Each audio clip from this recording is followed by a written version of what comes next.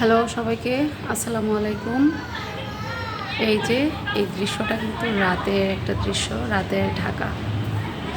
এই যে আমার বরাবর যে বাসাটা, সেই বাসাতে একটু আগে কিন্তু আমি দেখছিলাম যে একটা ভাইয়া পড়তেছে, আমাদের চেয়ে অনেক ছোট হবে, পড়তেছে আর কফি খাচ্ছে। অথচ কিন্তু এই সময়টা তার ঘুমিয়ে থাকার কথা। এখন বাজে কয়টা একটু দেখে নিই, 11:30, প্রায় 12টা।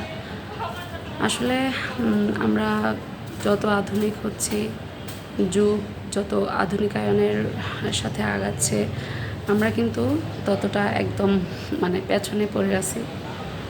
আমরা মনে করি যে রাতে হয়তো তাড়াতাড়ি না ঘুমালে, দেরি করে ঘুমানোটা হয়তো আধুনিকতা। আসলে একদমই না। আধুনিকতা হচ্ছে সেটাই যেটা কিনা কোরআনে আছে, হাদিসে আছে, আল্লাহর কথা, নবীজির কথা যেটা, সেটাই।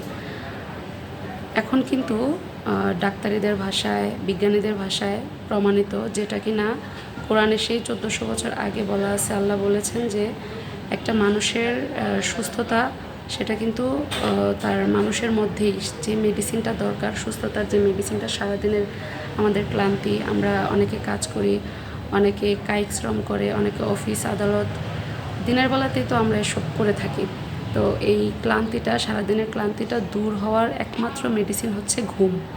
আর সেটা হচ্ছে সঠিক সময়ে ঘুম, পর্যাপ্ত পরিমাণে ঘুম।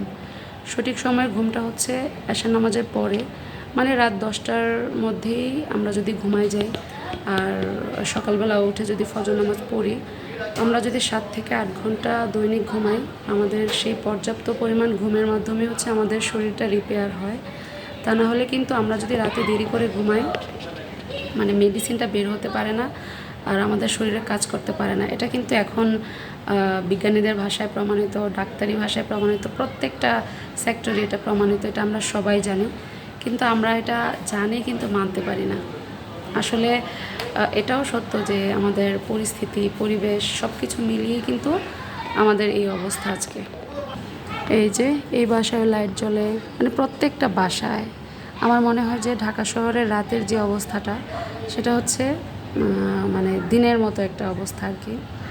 এটা রাত কেউ বলবে না। রাতের 12টা 1টা, এটা ঢাকাতে 12টা 1টা কোনো ব্যাপারই না ঢাকাবাসীর মধ্যে। আমি কিন্তু গ্রামের মেয়ে, আমি বোটের বাসায় আসছি, তো নামাজ পড়তেছি আর ভাবলাম যে আসলে পাশের বাসার, পাশের ফ্ল্যাটের কিছু কিছু বাসায় কলিং বেলের আওয়াজ শুনলাম। অফিস থেকে হয়তো ফিরছে, বা অফিস থেকে আসার পর একটু ফ্রেশ হওয়ার জন্য কেউ বাইরে গেছে, এটাও হতে পারে। তারপরে বাসায় আসছে, এসে খাওয়া দাওয়া করবে, সব কিছু মিলিয়ে তাদের, আমার মনে হয় যে ঘুমাতে ঘুমাতে প্রায় 2টার মতো বেজে যায়। তো 2টা বাজে যদি তারা ঘুমায়, তো আবার কিন্তু প্রত্যেকেরই অফিস আছে সকালবেলা। সকালবেলা কিন্তু ঠিকই একটা টাইমে উঠতে হয়।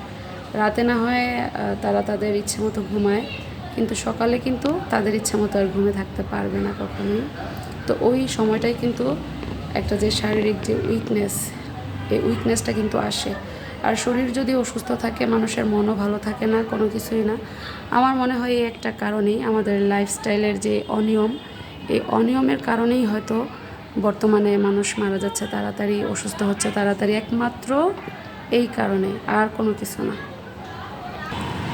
এই যে এই বাসার কিচেনে তো কিছুক্ষণ আগে আমি দেখলাম যে এক আপু ভাইয়া রান্না করতেছে। তার তারা এখন যদি রান্না করে, তারা খাবে, খাওয়া দাওয়া করতে করতে সময় আছে, আর খাওয়ার পরেই তো আর শুয়ে ফেলবে না, অনেক টাইম লাগবে। তার আসলে কিন্তু মানুষ, কিছুই করার নাই, কিছু কিছু মানুষের কিছুই করার নাই, আসলে পরিস্থিতির শিকার। তো সবচেয়ে বড় কথা হচ্ছে, আমাদের নবীজি বলে গেছিলেন যে আখিরি জামানার উম্মতেরা হবে রোগা, শোকা, মানে এটাই আসলে আমি দেখতেছি। আসলেই এখন তাড়াতাড়ি মানুষ রোগা হয়ে যাচ্ছে, মারা যাচ্ছে খুব তাড়াতাড়ি। তো মারা যেতে যাচ্ছে, শোকের তো প্রশ্ন অবশ্যই এখানে। তো মানুষ শোকা হইতেছে বেশি, রোগা হইতেছে বেশি। আর যারা কিনা এটা একটু মেনটেন করে চলে, লাইফস্টাইলটা মেনটেন করে চলে, রাতের ঘুমটা মেনটেন করে, সকালে ওঠার দিকটা মেনটেন করে, আসলে তারা কিন্তু মোটামুটি একটু ভালোই সুস্থতার সাথে দিন যাপন করে যাইতেছে আর কি, চোখের দেখা। আর আমি মনে করি এক্ষেত্রে ঢাকার চেয়ে বেশি গ্রামের মানুষরাই একটু সুস্থ থাকে, কারণ গ্রামে কিন্তু মানুষ একটু তাড়াতাড়ি ঘুমায় ঢাকার তুলনায়। তো সব মিলিয়ে আমি একটা কথাই বলবো যে আমরা ব্যস্ত, এটা ঠিক, ব্যস্ত থাকবো এটাও ঠিক, ব্যস্ত থাকা ভালো, কিন্তু আমাদের লাইফ এটা আমাদেরই মানে চিন্তা করতে হবে, মানে আমাদেরই। এখানে তো আর কেউ চিন্তা করবে না। আসলে কিন্তু আমরা যত কিছুই করতেছি এটা কিন্তু সবই পরের জন্য করতেছি, ফ্যামিলি, বউ, বাচ্চা, মানে পরের জন্য চিন্তা করলে পরের জন্য, নিজের জন্য কিন্তু কিছুই হইতেছে না। নিজে সুস্থ থাকলে কিন্তু সব ঠিক। তো যাই কিছু করি না কেন আমাদের উচিত একটু সুস্থতা মেনটেন করে চলা। আমাদের উচিত তাড়াতাড়ি ঘুমানো, সকাল সকাল ওঠা। এভাবে যদি আমরা একটু চলতে পারি, একটু ট্রাই করি, আমার মনে হয় ইনশাল্লাহ সুস্থতার সাথেই আমরা বাকি জীবনটা পার করতে পারবো। তো আমার কাছে মনে হলো, হঠাৎ করে মনে হলো আর কি, এই জিনিসটা হঠাৎ ভাবলাম, যার কারণে একটু আপনাদের সাথে শেয়ার করলাম আর কি। তো সকলের সুস্বাস্থ্য কামনা করে এখানেই শেষ করছি।